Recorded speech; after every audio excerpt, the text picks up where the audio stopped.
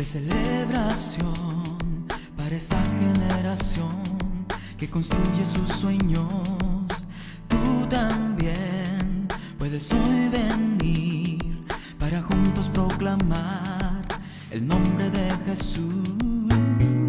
Donde el afligido encuentra paz, un refugio para tu hogar. Iglesia de Jesús, Vamos caminando, Iglesia de Jesús, está impactando. Iglesia de Jesús, Vamos proclamando en esta ciudad la gloria de Dios. Iglesia de Un lugar para ti.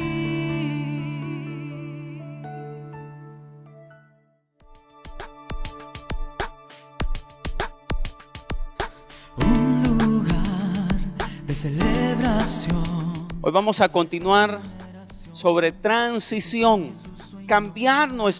renovar nuestro entendimiento y cambiar nuestra manera de pensar nos prepara para obtener lo que Dios tiene para todos nosotros. Entonces, a veces nosotros no miramos lo que Dios va a hacer, sino que juzgamos la situación actual y no hemos tenido una mirada de fe, como dice aquel corito, una vista de fe, hermanos, en saber que Dios puede hacer cosas grandes aún a pesar de las aflicciones y de la situación actual de una persona. ¿Sí?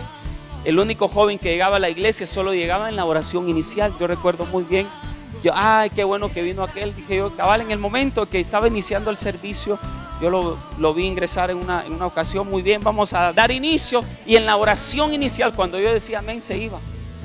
Solo iba a hacer presencia y ahí iba otra vez para afuera. Pero también la Biblia dice que Jesús no solo es el Cordero de Dios, sino también dice que es el león de la tribu de Judá, ¿verdad? Jesús era manso y humilde de corazón, pero también sabía cuándo utilizar autoridad y reprender al diablo y echarlo fuera. Cuando Dios dice yo voy a hacer cosas grandes en tu vida, mucha gente, su problema es la autoestima que tienen, su propia autoestima. Dios va a hacer cosas grandes, pero ¿quién soy yo? Y a veces el problema está adentro, está en la situación emocional de las personas, porque se creen indignos en aquello que Dios les dice que va a hacer en sus vidas. El hijo pródigo, voy a ir a la casa de mi padre para que me haga como uno de sus jornaleros. Y cuando fue a la casa de su padre, el padre no le dio pan, porque el pan era para los jornaleros. El padre le dio el becerro gordo, porque déjeme decirle que el pan es para los jornaleros, pero el becerro gordo es para los hijos. Y lo que tú y yo somos hijos de Dios. David tuvo la fe de ver que estos hombres endeudados en amargura podían levantarse como tremendos guerreros. Y David trabajó en eso. David trabajó en eso, en sanar su autoestima, en motivarlos, en levantarlos. Y yo quiero decirle, Dios trabajó en mi corazón con mi autoestima. Recuerdo en una ocasión, yo lo he dicho muchas veces, muchos ya se lo saben de memoria, pero tenemos personas que aún no lo han escuchado porque están comenzando. Recuerdo que venía de Escuintla, de donde es mi esposa, pero yo venía en moto. Ese era el tiempo de la conquista. Entonces éramos novios y yo venía desde Escuintla y me vine mojando por toda la carretera. Me mojé toda la autopista, me mojé todo Palín, me mojé todo el lago Matitlán o Atitlán, pero el lago que está ahí, toda esa subidona para entrar a la capital. Ya se imagina cómo venía yo, totalmente empapado, hermanos. Venía con frío, venía todo mojado. Y mi primera idea era, voy a llegar a la capital y voy a entrar a un restaurante y quiero entrar al baño en donde están esas calefacciones. Usted apacha el botón y sale el aire caliente. Yo quería eso. Venía con frío, mojado. y era un bonito restaurante. Entonces parqué mi moto, me quité el casco, me lo puse en el brazo, y cuando iba a entrar a ese bonito restaurante, vi mi reflejo en la puerta. Y cuando yo me vi, yo reaccioné. Yo dije, Dios mío, digo yo, pero si yo ando pero hecho tiras, estoy todo empapadísimo y voy a entrar a este restaurante, voy a mojar. Comencé a pensar muchas cosas. La gente ya estaba sentada, las mesas llenas, el lugar limpio, bonito, y yo todo descuachipado en buen chapín, ¿verdad? En ese momento, antes de ingresar, me habla el Espíritu Santo y me dice que no se te olvide que eres mi hijo, me dijo. Y hermano, Dios me pegó un levantón a mi estima. Yo dije, Señor, es cierto.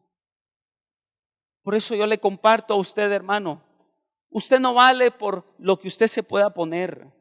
Usted no vale por el carro o la casa en la que vive o el barrio donde usted se crió. El valor que usted tiene, hermanos, es porque la Biblia dice en Juan capítulo 1 que todos los que le hemos recibido a Jesús en nuestro corazón, hemos recibido el derecho legal de ser llamados hijos de Dios, dice la Biblia. Nos dio la potestad a todos los que creen en su nombre, les dio la potestad de ser hechos hijos de Dios, los que no han sido engendrados de voluntad de carne ni de voluntad de varón, sino de Dios. Y cuando nosotros entendemos que tenemos un enorme valor porque Cristo nos ha hecho hijos de nuestro Padre Celestial, nuestra manera de vernos y de pensar de nosotros mismos cambia.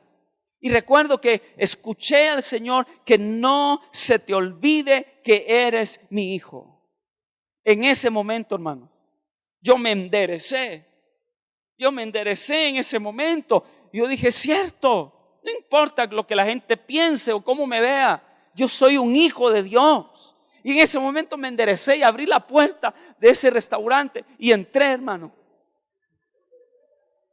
como un hijo de Dios, con mi estima en alto, porque eso es lo que tú y yo somos. Valemos.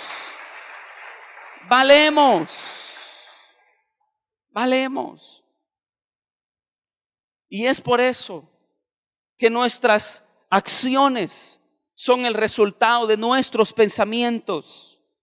Cómo tú te ves, cómo tú piensas de ti mismo. Y nuestra mente debe de transicionar a la palabra de Dios, a lo que la Biblia dice que tú eres, a la posición que la Biblia dice que tú tienes. La Biblia dice que estamos sentados en los lugares celestiales juntamente con Cristo. La Biblia dice que somos reyes y sacerdotes, dice la palabra de Dios. Mire, la Biblia nos da una posición a nosotros gloriosa, aunque por fuera tal vez nos esté lloviendo sobre mojado como me pasó a mí, pero por dentro Dios ministrando, recordando mi posición, hermanos. ¿Por qué? Porque mis acciones son el resultado de mis pensamientos. Entonces, si tú quieres cambiar tu manera de pedir, tu manera de orar y tu manera de vivir tu vida, tienes que alinear tu mente a lo que la palabra de Dios dice que tú eres. Que tú eres.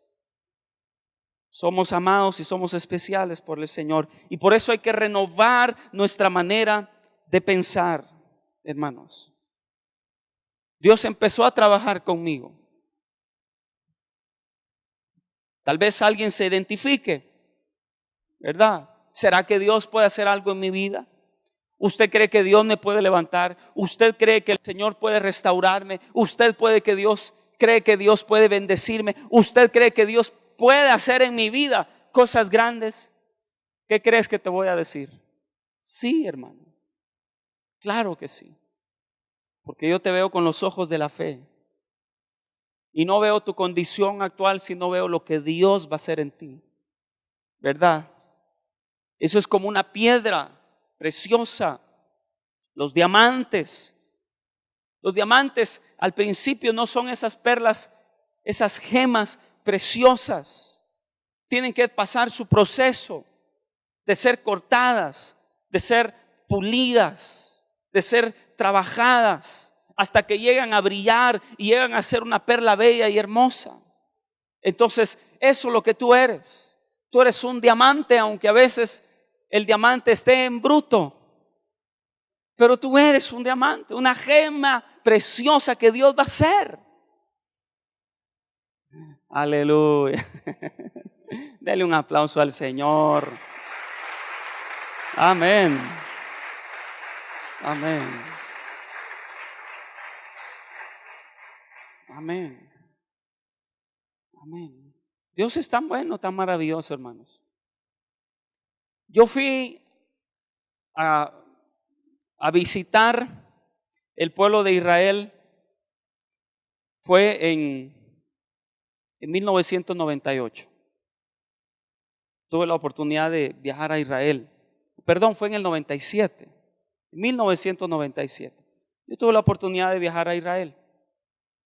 Y recuerdo, fui tal vez mes de septiembre, aproximadamente, me fui una semana. Fui y en ese tiempo Dios estuvo trabajando conmigo de una manera muy especial, en cómo me miraba, en cómo yo me veía, sanando Dios mi autoestima y enseñándome que para Él somos amados, somos especiales y somos valiosos.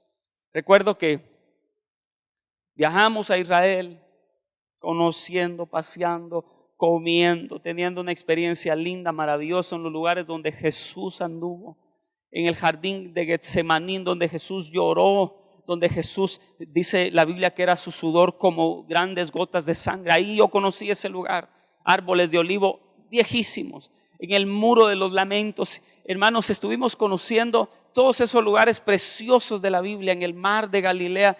Y ya se imagina cómo yo venía de mi viaje. Yo venía feliz, contento, yo venía entusiasmado. Usted me miraba, yo solo era sonrisas y sonrisas. Pasé a Estados Unidos porque ahí fue, el viaje era de Nueva York hacia Tel Aviv. Pero al regresar a Estados Unidos, porque ahí terminaba el viaje, entonces tenía familia allá, compartí con mi familia. Fue un tiempo para mí, un tiempo especial para mí.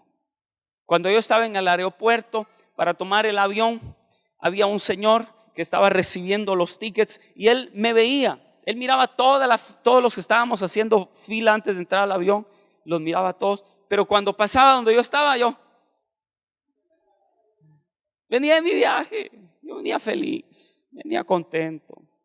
Había sido una experiencia especial. Yo miraba que el Señor, cómo me veía, y yo traía una gran sonrisa de tanta alegría, de tanta bendición. Llegué a un momento en donde yo llegué a pensar, yo dije, a ver si no es basquetbolista, dije yo.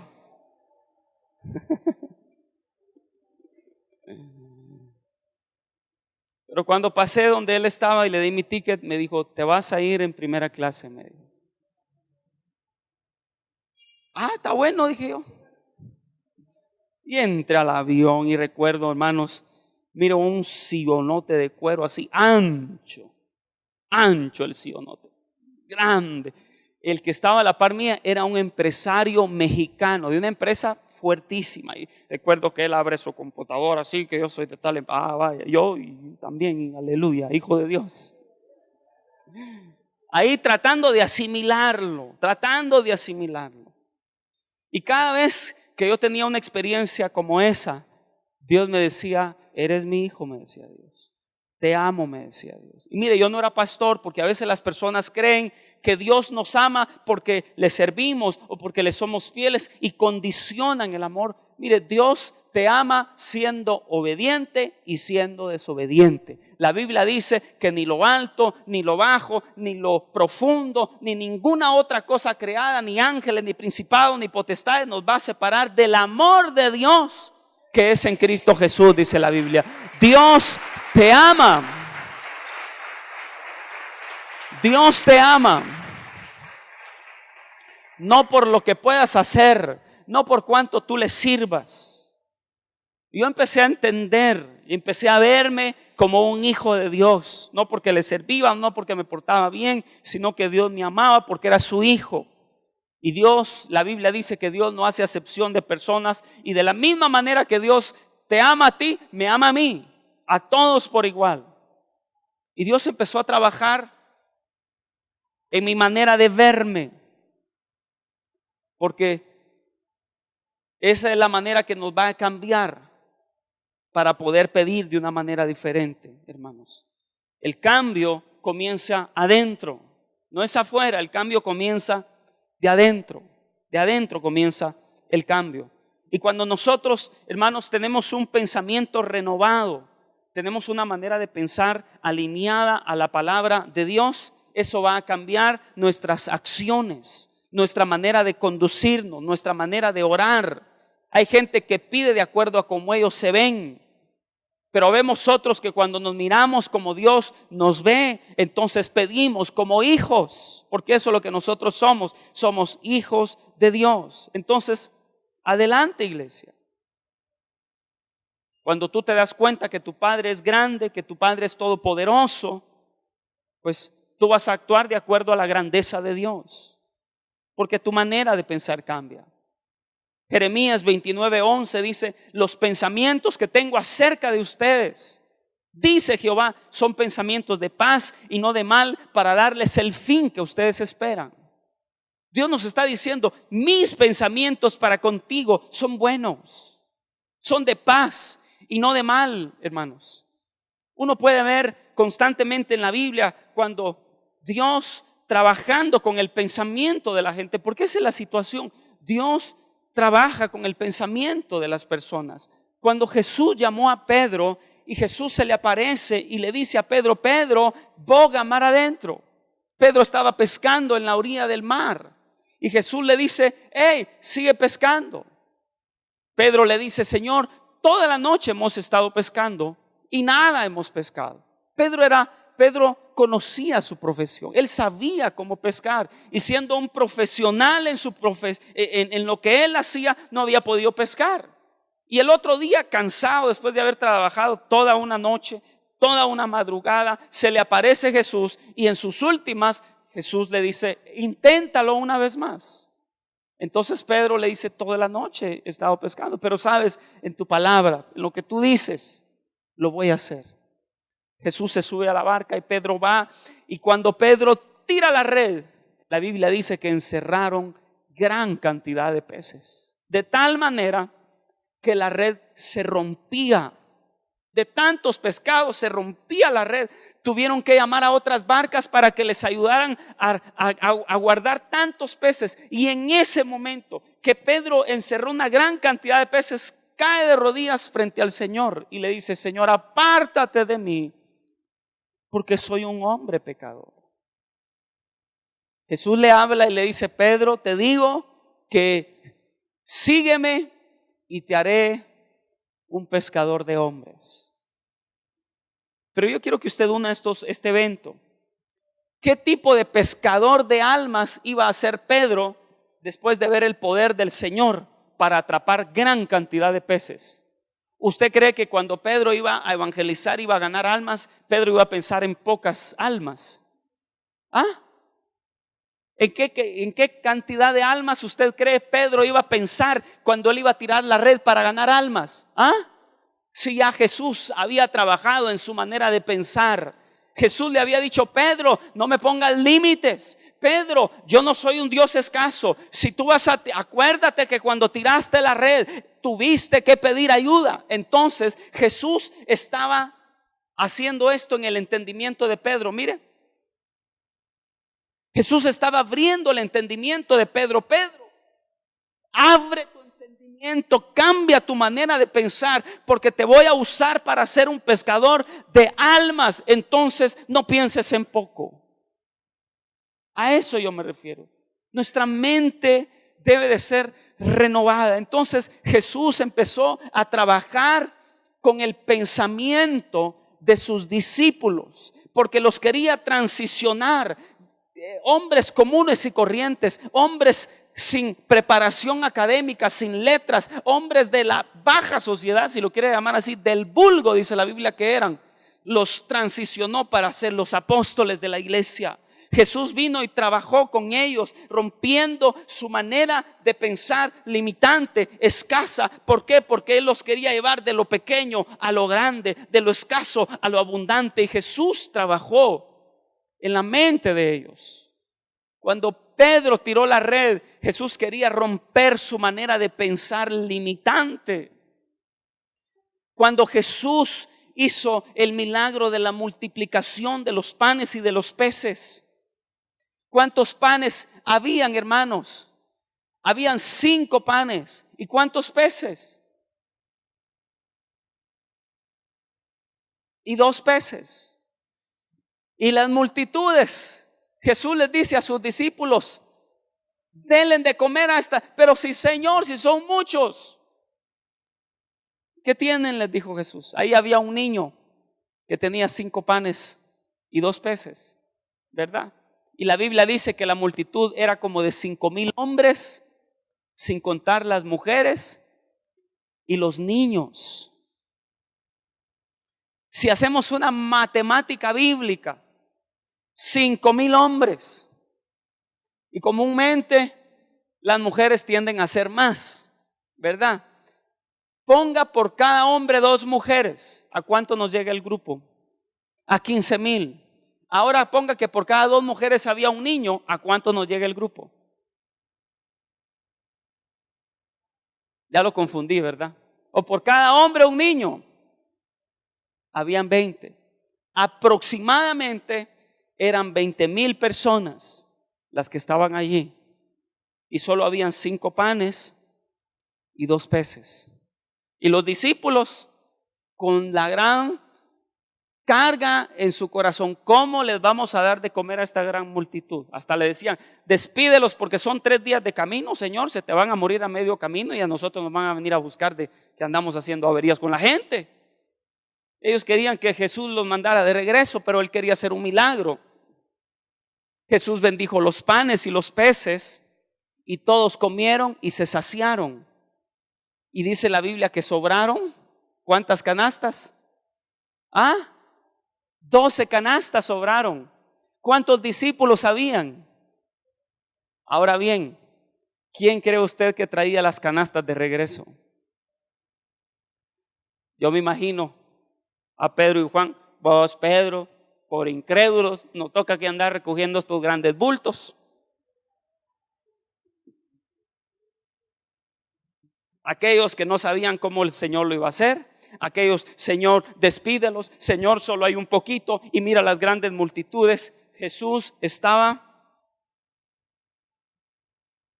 ensanchando el pensamiento de sus discípulos. Jesús estaba trabajando con la manera de pensar de ellos. Y por eso es importante que nosotros, como dice Romanos 12:2, no os conforméis a este siglo, sino transformaos por medio de la renovación de vuestro entendimiento, para que podáis comprobar cuál sea la buena, agradable y perfecta voluntad de Dios. Amén. Dios quiere trabajar con nosotros. Jesús quería quitar los límites de la mente de sus discípulos y estaba enseñándoles a tener fe y confianza. Y yo creo que Dios nos está transicionando como iglesia a nuevas etapas. Nos está transicionando a un nuevo nivel. Nos está transicionando a una manera diferente de ver las cosas, de vivir, de actuar, de orar. Entonces tenemos que cambiar nuestra manera de pensar y entender que el Dios al que nosotros servimos es un Dios grande. Como cuando Elías le mandó a decir, hermanos, a aquel general Naamán: tráiganme a ese leproso y que vea que hay profeta en Israel. Decía el profeta. Él sabía que Dios podía hacer un milagro en la vida de ese hombre. ¿Por qué? Porque tenía fe y su mente había sido ensanchada, que el Dios al que nosotros servimos es un Dios grande, iglesia. De un grupo de endeudados, de afligidos y de amargura de espíritu, Dios levantó un enorme ejército, iglesia. Dios levantó un ejército de hombres valientes que no tenían miedo a la muerte, que fueron capaces de vencer gigantes, hombres de gran estatura que habían. Ellos se la fajaban. ¿Por qué? Porque David los había transicionado en su manera de pensar. En Isaías 54 y versículo 2 dice la Biblia: ensancha el sitio de tu tienda y las cortinas de tus habitaciones sean extendidas. No seas escasa, le dice el Señor a Israel. Alarga tus cuerdas, refuerza tus estacas, porque te extenderás, le dice el Señor, a la mano derecha y a la mano izquierda. Y tu descendencia heredará naciones y habitará las ciudades asoladas. Hay que ensanchar nuestro pensamiento. Hay que quitarnos la mentalidad, no se puede. Dios le habla a Israel. No seas escasa, le dice Dios. Prepárate, alarga tus cuerdas, refuerza tus estacas. Te vas a extender, le dice el Señor. Y tus hijos, tu descendencia va a habitar naciones, ciudades que están desoladas, las van a repoblar ellos. No seas escasa.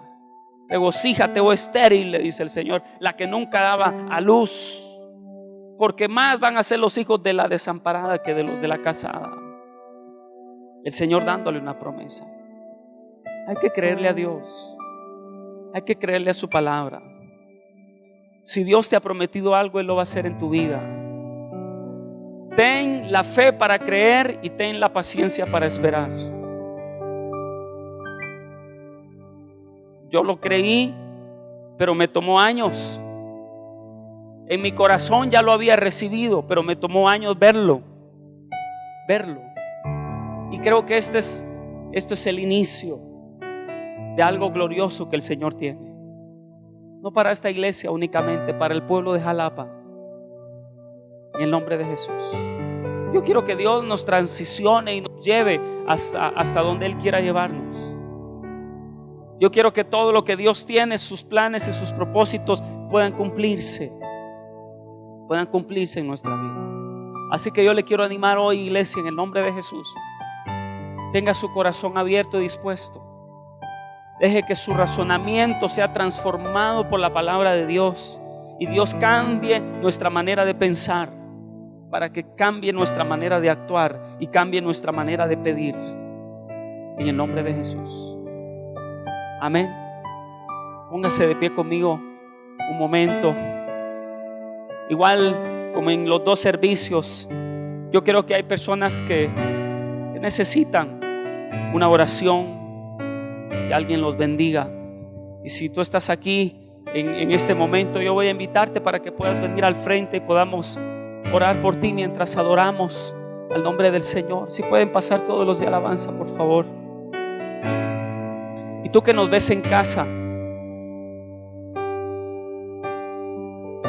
Dios te bendiga. Dios te ama y el Señor tiene un plan maravilloso para ti.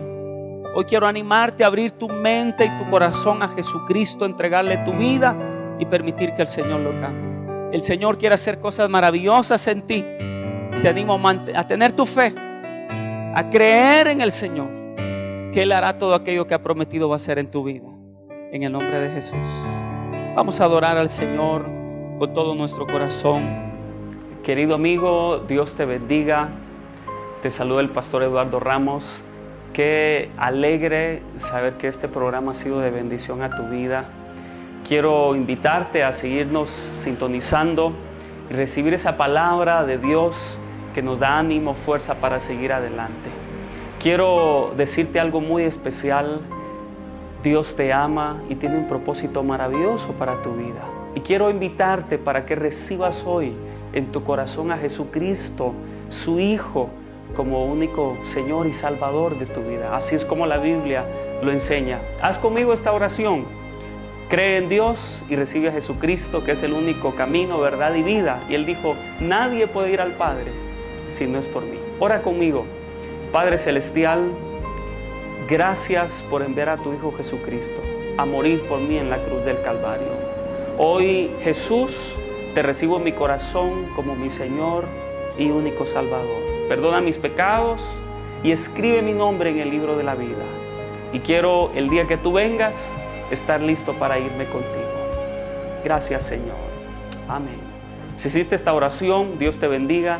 Bienvenido a la familia de Dios y te animo a recibir la palabra del Señor como luz en tu camino. Bendiciones.